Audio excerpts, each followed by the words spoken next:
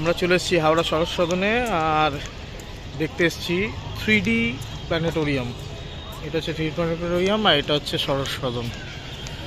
আর মাম্পাও দেখবে। ইয়েস, আমরা আজকে প্ল্যানেটোরিয়াম দেখব। কোন দিকে গেছে?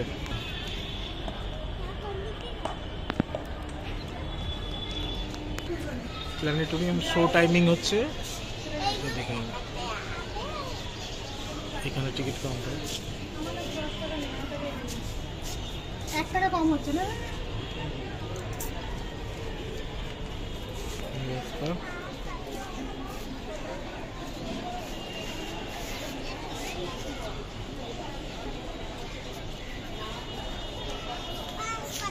এবার আমরা প্ল্যানেটোরিয়াম দেখবো। 3D planetarium. কলকাতায় দেখেছি বিড়লা প্ল্যানেটোরিয়াম, যেটা নর্মাল, আর এটা 3D, তাই তো?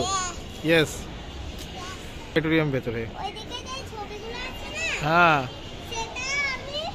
হ্যাঁ, দেখতে যাবে। ওকে, হাওড়া ময়দান মেট্রো, এখান থেকে জাস্ট বেরিয়েই গেট আমাদের। আর এটা হচ্ছে ওপেন মঞ্চ। ওপেন মঞ্চে অনেক প্রোগ্রাম হয়, ভেতরে হলে প্রোগ্রাম হয়। আর প্ল্যানেটোরিয়ামটা এটা আলাদা করে পরে হয়েছে। আমরা হাওড়ায় থাকি, আমরা এটা নির্মাণ হতে দেখেছি। এটা নাচতে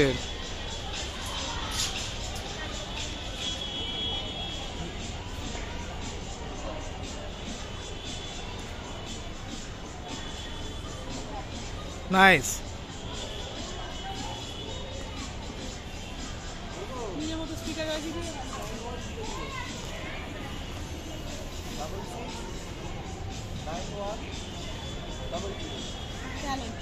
চলো আমরা এবার প্রবেশ করি ভেতরে।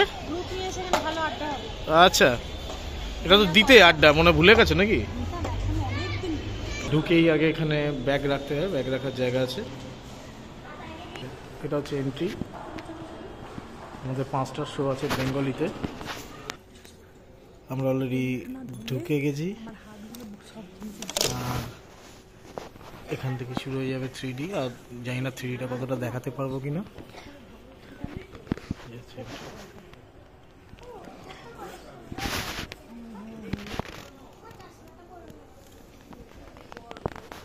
যেহেতু 3D, তাই জানি না ক্যামেরা কোথাও আসবে।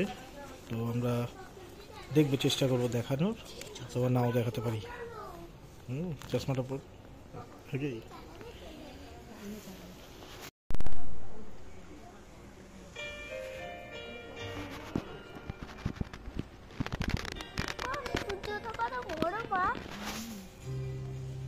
শেষ হয়ে গেছে আমাদের শো। এবার আমরা বেরোচ্ছি বাড়ির জন্য। দেখাতে পারলাম না, হ্যাঁ, নট অ্যালাউড। এইগুলো তো এসে দেখার মজা, এগুলো 3D।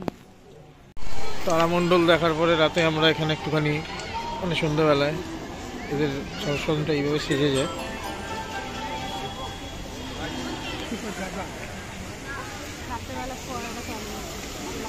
শো দেখার পরে